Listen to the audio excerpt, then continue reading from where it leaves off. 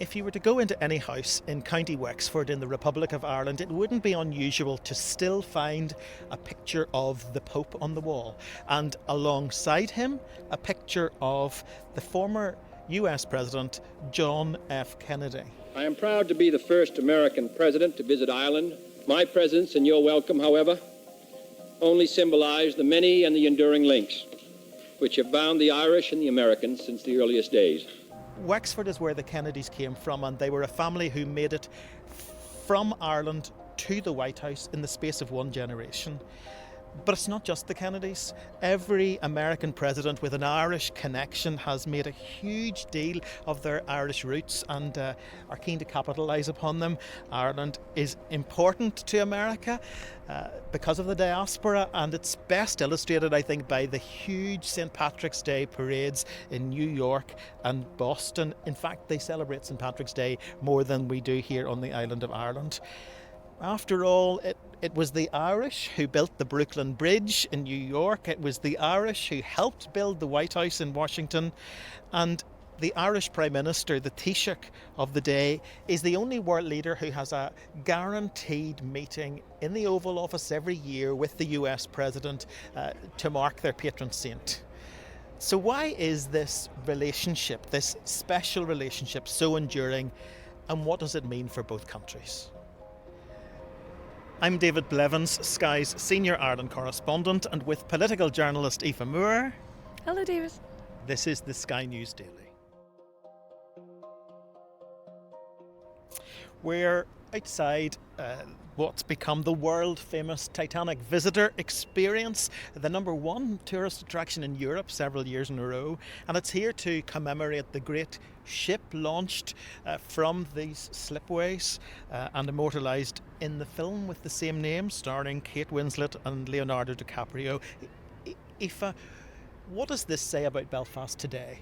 When you look around from where we're standing right now, all I can see is huge, office blocks, really modern looking buildings, a really rejuvenated slipway and docklands area. I know that would remind you of somewhere in London or another big capital city. And I think it really shows we've just come kind of from the old Belfast into the new Belfast. This is definitely, I think, a city, who has come out of the shadow of war, and we're seeing, foreign direct investment and everything else that leads to things like this. And I think, our history in the north is not just the conflict and the troubles. There are other things that Northern Ireland is famous for, and it's only kind of outside of the shadow of violence that you can start to commemorate those things and start concentrating on other areas. And when you think about it, the Titanic in Ireland is a kind of port, in Belfast is the port where people were leaving Ireland to go to America, and now we're seeing the influx of Americans coming back here. Everyone in the north and the south of Ireland would have US relatives or relatives that live in the US. There's always been such a big connection here. Incredible number of people left these shores, up to 6 million, I think, left for the United States, all starting in about 1800 because of the Great Potato Famine. And today there are an estimated 45 million people in the United States claiming Irish ancestry. Now, when you think about that, there's about 4.5 million people living on the island of Ireland. So there are 10 times more Irish people in America than we have here on this island. And so many people in America are very proud to be Irish and identify with this nationality, including, of course, American presidents. If this nation had achieved its present political and economic stature a century or so ago, my great-grandfather might never have left New Ross. John F. Kennedy, probably the most famous of the Irish American presidents, the first Catholic president, of course, and since him many others have followed, including Richard Nixon. I can assure you, the greatest purpose and the greatest goal I have, and the greatest purpose and the greatest goal the American people have, is to play a role to bring peace not only to America but to all the world. And Barack Obama, who I often describe as the Irish African American president. Well, hello, Belfast. The Clintons, of course, who have been heavily involved in the peace process. The major credit for the peace process belongs to the Irish, to the people who voted for the Good Friday Agreement.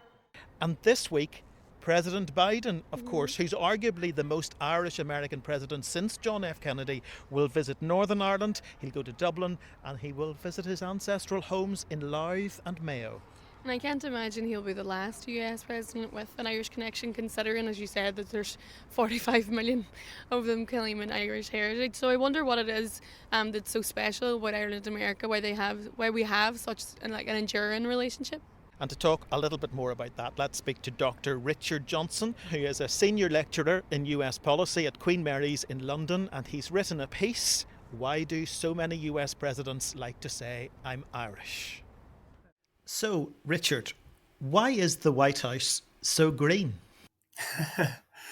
Well, most US presidents like to make some claim to being Irish American, and this has been true of nearly every president in the post-World War II period, with the exception, curiously enough, of Donald Trump, who was very proud of being Scottish, but didn't talk very much about having any Irish ancestry. But what's, to me, so funny or interesting about this is that all of these US presidents who have Irish ancestry trace their Irish heritage back to roughly the same decade. So Biden, Obama, and John F. Kennedy all had their last Irish ancestor born in Ireland in either the 1830s or 1840s, which of course was the period when so many Irish people left due to the potato famine. But they're reaching quite far back up the family tree to find that Irish heritage. So it would be fair to say that some are more Irish than others. Actually, I think they're probably about as Irish as each other, but from maybe our perspective over here, that feels quite distant. But for some of these presidents, and I would say with Joe Biden being the keenest example of this in recent times, that length of history is still,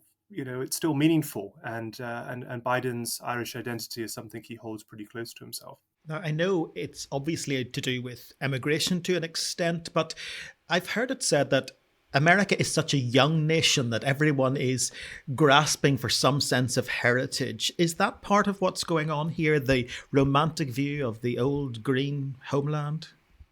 Certainly the image of Ireland in the American imagination is almost this kind of place, almost like an Eden, right? This kind of idyllic green Emerald Isle. What I think, though, is sometimes not commented on, but is quite important, possibly for someone like Joe Biden, is that the Americans have always had a lot of difficulty in talking about class identity, talking about being working class or middle class.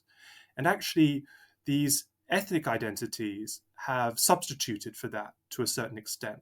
In the 20th century, if you said you were Irish American or Italian American, that was a way of signaling that you were not of the blue-blooded English or Northern European kind of ancestry. You came from a more working class background because those immigrant communities were overwhelmingly poor. And so for someone like Joe Biden, when he talks about being Irish and proud to be Irish, I actually think he's also signaling that he came from in his view, a kind of ordinary working class family. And that's sort of the language that he uses to express that.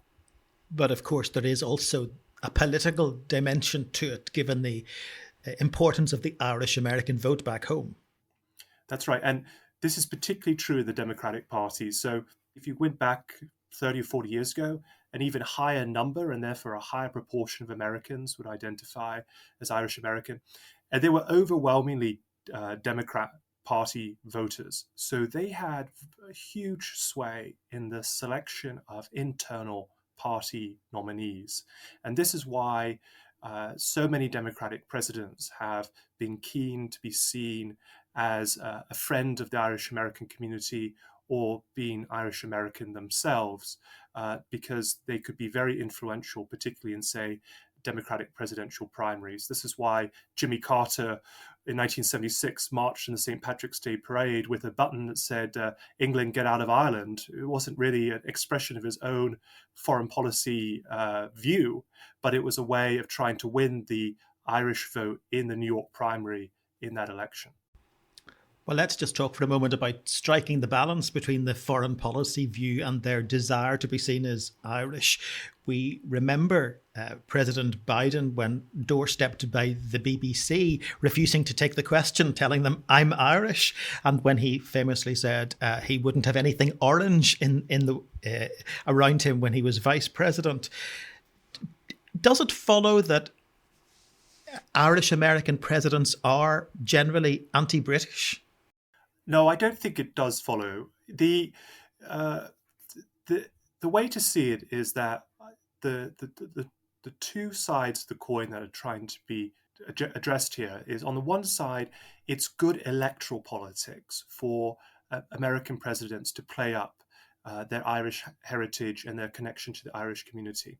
And there are a few electoral downsides for that, because there isn't a very strong constituency in the United States that is anti-Irish. It's good politics at home. But I would say that all US presidents of recent times have recognized the importance of the so-called special relationship between the US and the UK.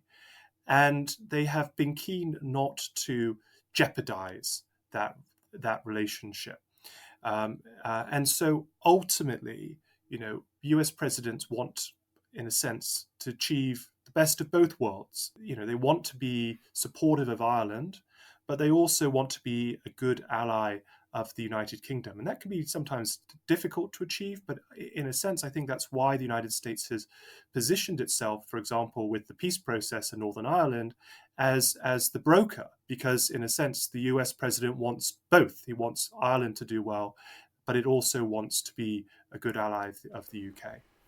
And the United States certainly played a key role in the Good Friday Agreement, with Bill Clinton calling the party leaders in the small hours of the morning to get it over the line. And of course, it was his peace envoy, Senator George Mitchell, who was the talks chairman, who brokered the deal.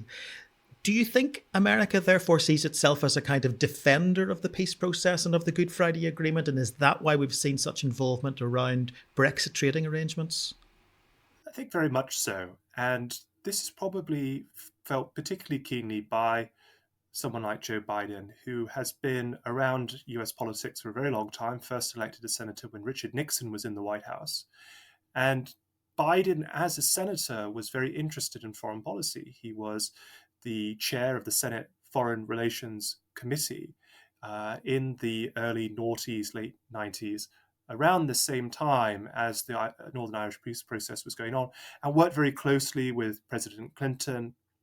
And so I think Biden actually probably feels this fairly personally, although he may not have been at the top table of the negotiations in the 90s. He was probably in the same room, so to speak. And this is perhaps why he has taken as keen an interest in the future of the Good Friday Agreement as he has.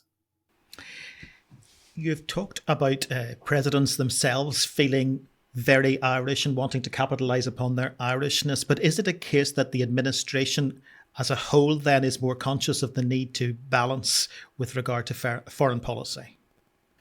Yes, and there's always many different types of interests that have to be accommodated in the construction of US foreign policy.